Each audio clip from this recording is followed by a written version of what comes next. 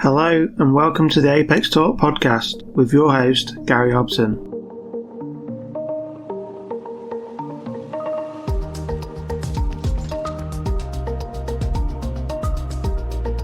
Welcome to another Apex Talk interview.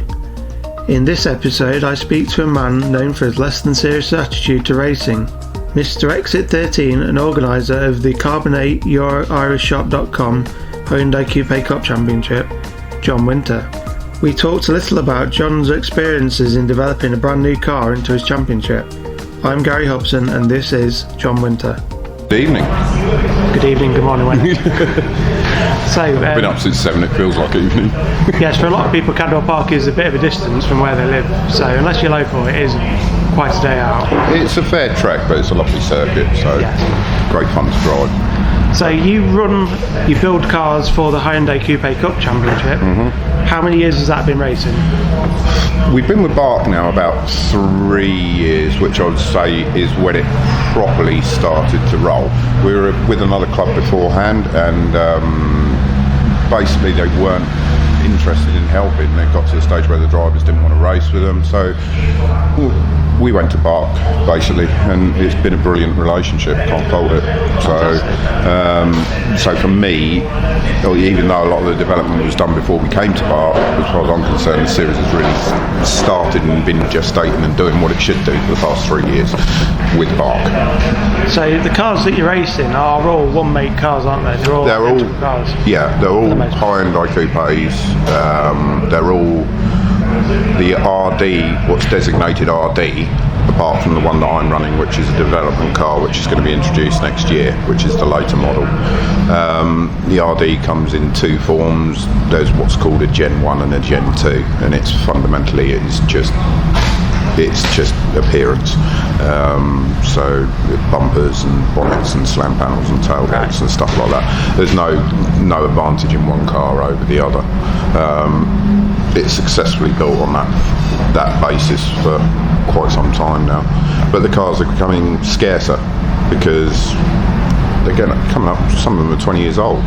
So the idea and the reason I chose the Hyundai Coupes to start with to develop was because we had a roadmap. We had the Gen 1s and 2s, and then we could bring in the Gen 3 or GK model, which is what I'm developing now.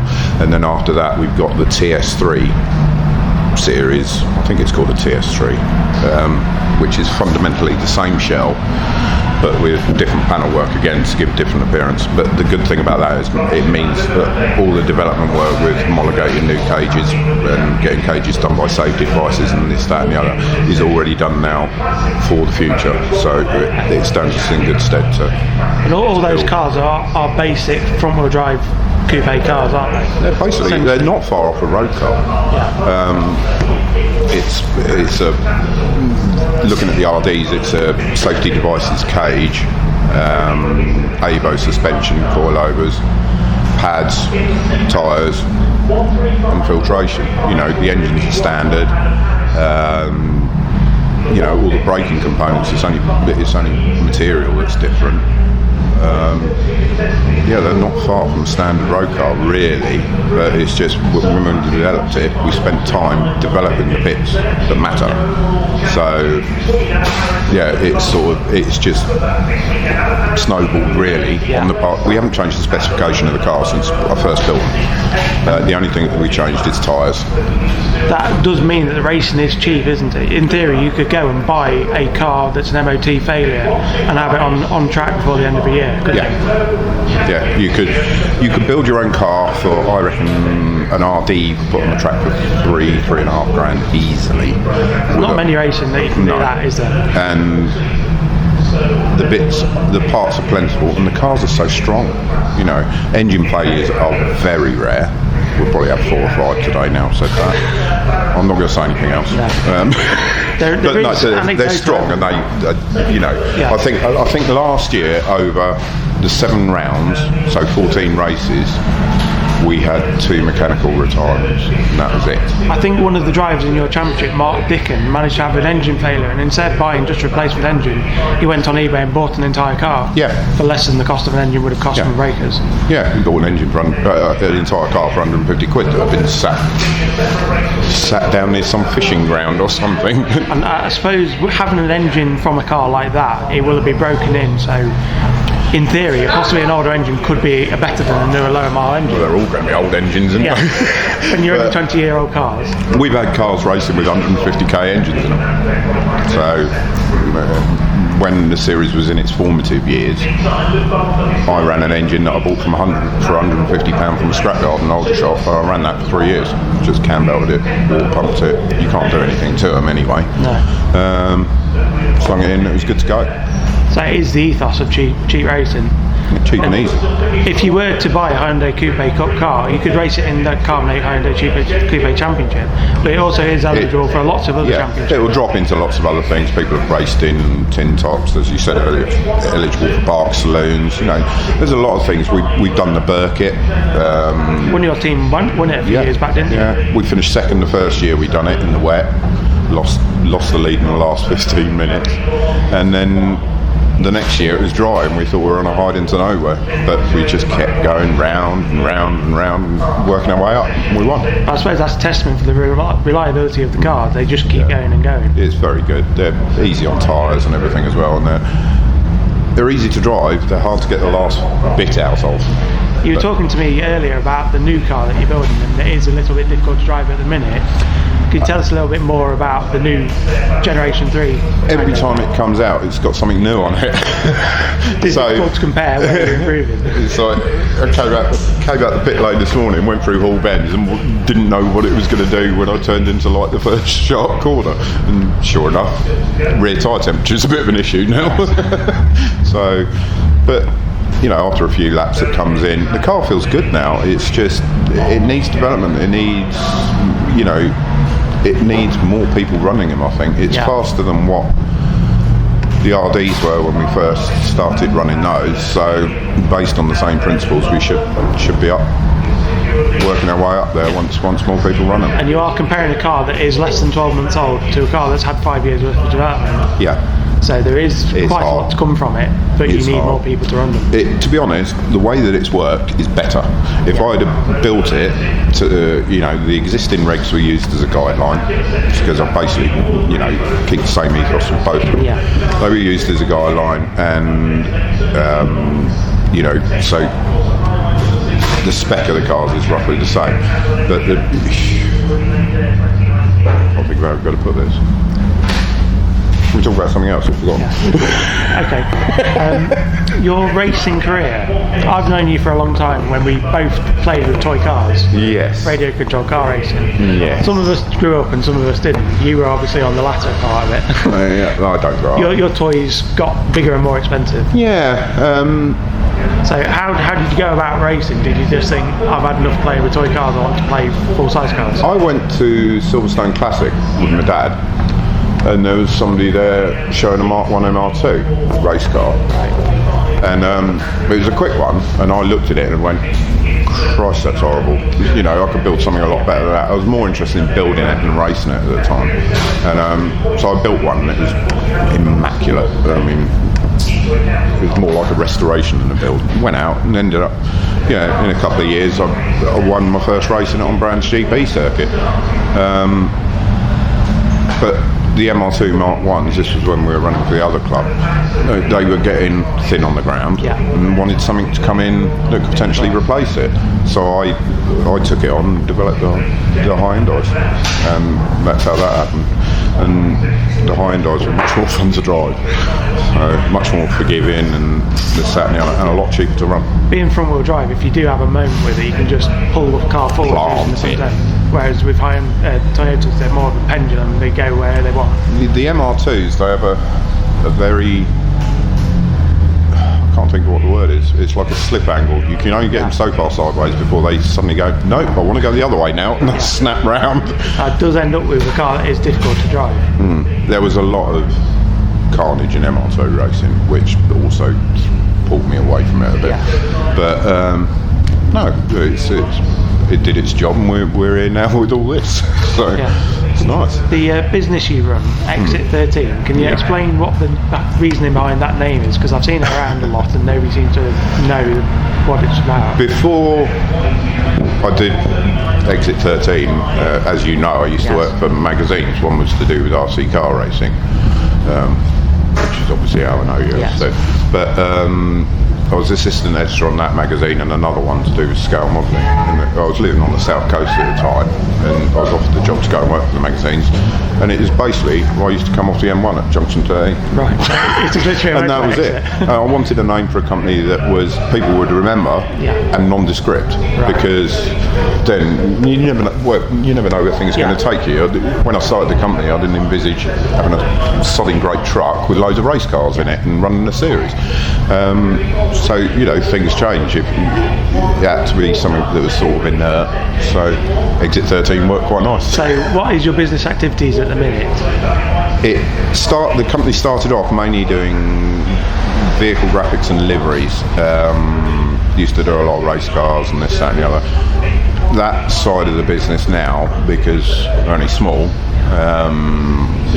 I don't chase new business on it, because I don't physically have the time to do it all. But I've got customers that I've had with me since the beginning, and I still service and look after them. But they're all haulage or plant or this, that and the other. Commercial type interesting stuff. Not race cars, anyway. No, but I mean, I've got 7 cars that are running the series, including the development one. We also run a Citroen C1. Yes, that's got a story of itself, hasn't it? Team Brie. Is it true you actually put a piece of brie on the back of the car and it was held on purely with cheesy goodness? It was held entirely there was no glue or anything with at dairy all. Goodness. Because we watched it on the live stream during the event, and sometimes the camera would get close up to it and there's cheese on the back of that car. It seemed to attract far more interest in the actual race itself. But no, it was actually Kitey's lot that Misty Racing, because I always call it brie when I was building the car, because everything was just made of cheese. Everything you tried to undo or move or this, that and the other, you would see panels bending and this, that and the other. So it got called brie because it was made of cheese. The name stuck. We got to Spa Silverstone the morning of the 24-hour qualifying, and they very kindly wedged a lump of brie in the centre of the windscreen for us. Yes, it must have helped. Yeah, not being one that wishes to waste things, I stuck it to the roof. Just plonked it on that, and it stayed on for all of qualifying. So we left it on for the race, and it stayed on for all of that as well. So it is possible that you had people coming behind you and getting a horrible smell from the front of the car in front. Well, I get that anyway. Yes. So you build Hyundai Coupes and you also build C1s now. Do you see yourself as a racer that builds cars or a builder that races? I started off as a racer, so I suppose I'm that way, but from our backgrounds with RC cars, it generates an engineering interest, and I have a very strong engineering interest. Racing in the Hyundai is very hard for me because effectively everybody is a customer. Because I'm running the series. You want to beat them, but not too much that they decide to race elsewhere. As long as I'm not trying hard, I'm trying to make the car right. So more than dicing clear air is more important for me to try and learn the car. Racing for me is a bit of an awkward one in that. I haven't raced the C1 much, but I'm going to race it more next year. So because the Gen 3 development will have ended, it'll be part of the series, people will be able to buy and run them. I won't be on the grid with all my mates, which is a bit sad in one way, but it's also a business. It opens opportunities for other things, doesn't it? Yeah. Could you see yourself building cars for any other championship, or just ones that you... I have thought about it, but it's a time issue, and then what do you do? It's more a time issue. You struggle for time to doing what you're doing now. Exactly. So race preparation for other people is out of the window. Well, I run 7 cars. I do it all for the Hyundais, So there's a lot of prep in that. But when you look at other things as well, it's not just it's not just the building of a car. You've got the logistics of it as well, the storage and this, that, and the other. It's like the C1. There's only so much space. Yeah, I had to buy another lorry for the C1 because I've got a 2,000 square foot workshop that's just full, and there's no space for anything. It's a nice problem to have. It means if you want it, you can have it. I'd gladly take it.